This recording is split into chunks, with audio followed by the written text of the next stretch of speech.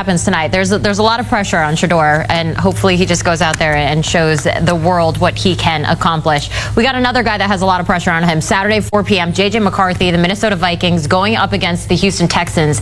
Give me your Friday, Monday morning headline for that game. All right, JJ, I'm pulling for you, fingers crossed, but I think Monday morning there can be more questions than answers after he faces the Houston Texans. The good news for JJ is that Houston is not going to play a lot of starters. The bad news for JJ is that their second and third team defensive players are really, really good. So he'll get a true test, and in his defense, he's gotten a true test by facing that Brian Flores defense each and every day, and there have been ups and downs. The other good thing to think about with JJ is that he had a really good preseason game last season, only one of those things because of the knee injury that kept him out. But I think Kevin O'Connell needs to work his magic, because I'm a little concerned about what this looks like long-term over the course of the season, because I always go back to Michigan, Ginny, where he wasn't asked to do a bunch of that offense and won the national title just because everyone else was so good. So he's going to have to step up at some point, and I think this week one preseason game is going to lead to more questions before we get some answers. If anyone can work magic, though, Kevin O'Connell is certainly that guy. How about the Tennessee Titans? We have Cam Ward making his first start for the team against the Bucs. What are we going to be reading about? We got the first overall pick in the 2025 NFL Draft. What do you think? Yeah, quick story here. Producer Noah just called me to make sure I understood the concept. He went with this headline. I'm older than... Aaron, we appreciate your time here. Gorgeous Eagan, Minnesota. Kind of getting into the heart of training camp here, about a week in the books. What stood out to you so far about what you guys are building? Just how clean and crisp it's been coming out. The first day is just hit the ground running. Guys are excited to be out here, and it looks cleaner. It looks cleaner than last year. Everybody's been in their playbook. Everybody was here during OTA, so when you get out here, you can just it's really just hit the ground running and playing football. So it's been very clean, and it looks really good. When you had the type of season you had a year ago, what's that do for you in terms of fuel, even at this point in your career? It just always keeps me hungry. No matter what kind of year I have, it's going to keep me hungry. Always want more. The end goal is to win a Super Bowl. It doesn't matter what stats I put up, but at the end of it all, I want a Super Bowl, and we fell short of that. So got to get back to work and bring it home this year. What was your focus personally in the offseason as you look to build again on a career year? You sign a new contract, you hit that 30 number, which for the running back position sometimes comes with some doubt. What did you focus on?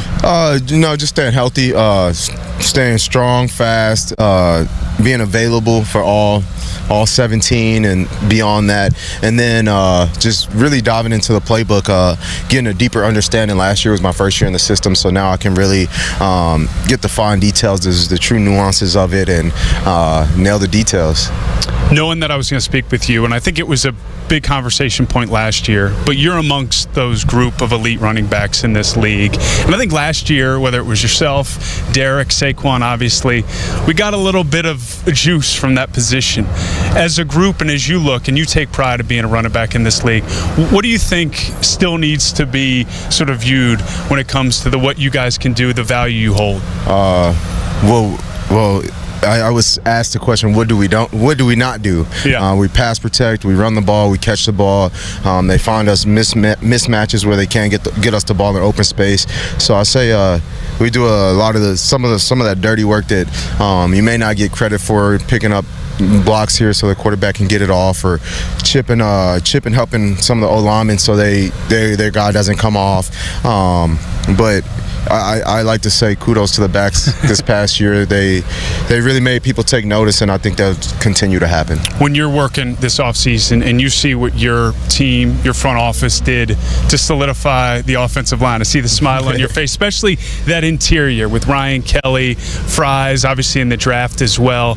What did that make you think? I was at home running my hands. They're invested in the run game. They're invested in the quarterback. They want to keep us all protected, and we want to be able to run the ball and pass the ball. So guys like that, veterans, not Holler.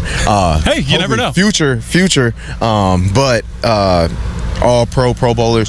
That's huge, and that's leadership coming in with a lot of snaps that you can't account for. And to me, it just shows that, hey, we're committed.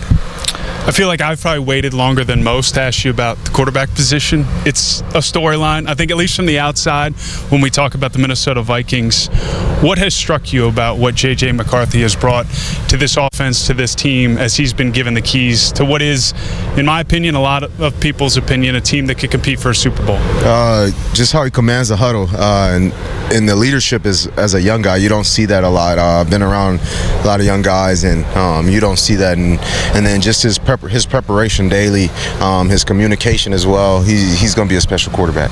What about from a skill set standpoint? What excites you? He can put it anywhere he wants on the field. He can drop it in the bucket. He can zip it right in the middle of the field through two defenders. Or you give him a layup, he's gonna hit that layup. So he has a strong arm. He's mobile. He's athletic, which I think people don't really give him credit for. But he's super athletic. So you mentioned layup, and anybody who does a little bit of research on you knows, as he's already doing a Euro step for the lay-in, knows that you could hoop. Back in the day, I'm guessing you still got a little game in you as well. Got to be careful in the offseason with those sort of things. But how would you describe your game when it's at its peak with an NBA comp? Who is the guy out there now that you see some of yourself in as he rocks the Hardens? I would say Anthony Edwards. Oh, all right. I would say Anthony Edwards. Keep it in the state. If we're going to go throwback, either T-Mac or Vince Carter, one of those two. Could you throw it down like Vince? I could throw it down, yes, sir. I got some clips on YouTube, me throwing it down, catching a couple oops. All right, well, it's easy to comp yourself. Let's go through some of your current and former teammates, and you give me an NBA comp to their game, maybe their attitude, their style. And we'll start with a guy here who kind of plays the position like a basketball player, Justin Jefferson. Justin Jefferson. I'm going to go with, let's see. That's a good one. You already gave Anthony. Yeah, yourself. I can't. Yeah. So I'll go back. I say Jaden McDaniels. Then he plays defense for myself, and I'll give him Ant. Oh wow! God, I play that's so defense. magnanimous I do of all you. of that. So I give him that. So unselfish. All right, let's keep it on this year's squad. J.J. McCarthy, the young buck. J.J. McCarthy. I'm gonna go with. I mean, you're thinking a point guard. I'm gonna go with prime Damian Lillard. Ooh, all right. I like that. He went prime, too. That's a good caveat. All right, let's go to your former squad, the Packers. Aaron Rodgers. Ooh, Aaron Rodgers. You got to go with you got to put him up there with either LeBron or Michael Jordan.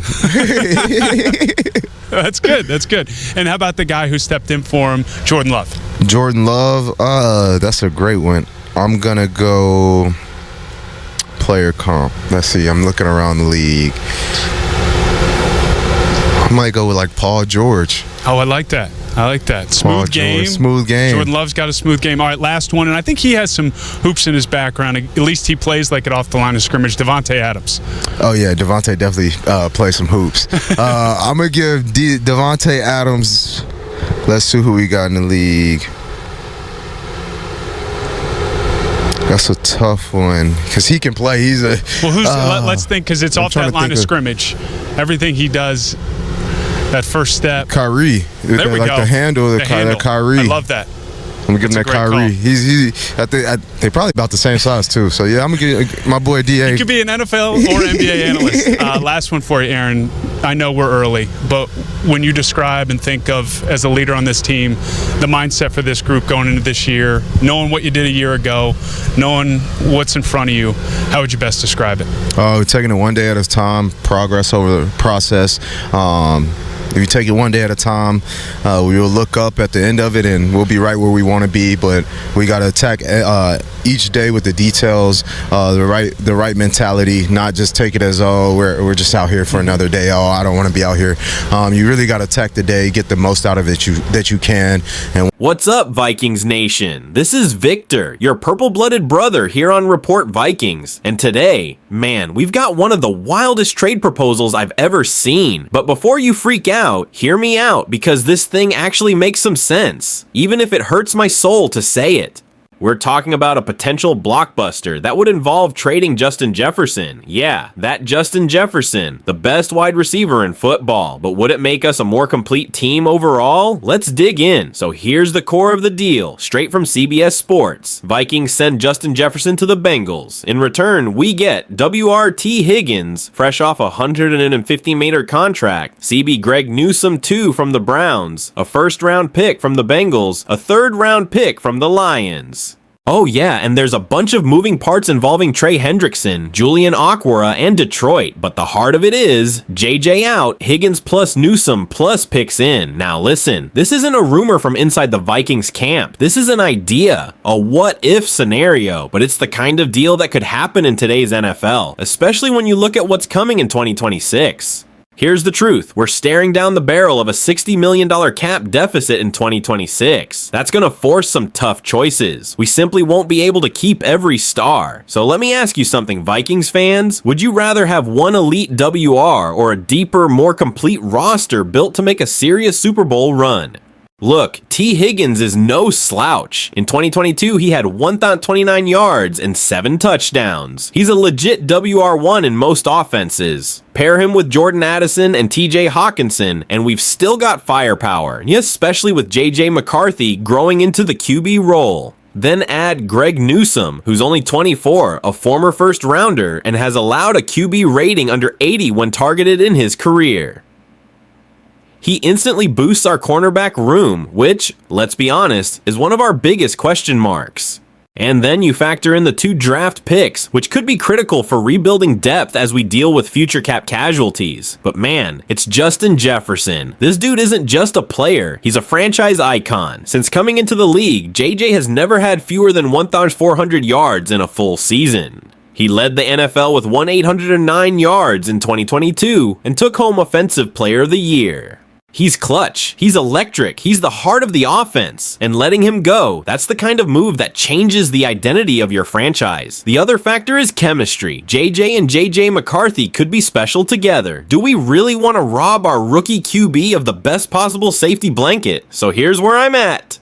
If we were talking about any other receiver, I'd pull the trigger in a heartbeat. But this is Jay Jettas. This is a top 3 face of the NFL right now. And if there's any chance we can structure the cap to keep him and still build depth, that's what I'd prefer. But I get the logic. If we wait too long, we might be forced to trade him in a less favorable position. This deal, as painful as it is, at least brings in immediate talent and future capital. So I gotta ask you, Vikings fans, would you trade Justin Jefferson for T. Higgins, Greg Newsome, and 2 picks if it meant building a more balanced team to chase that Super Bowl? Let me know in the comments. I want to hear your takes, your pain, your passion, all of it. And don't forget to smash that like button, subscribe to Report Vikings, and share this video with your fellow Skull fam.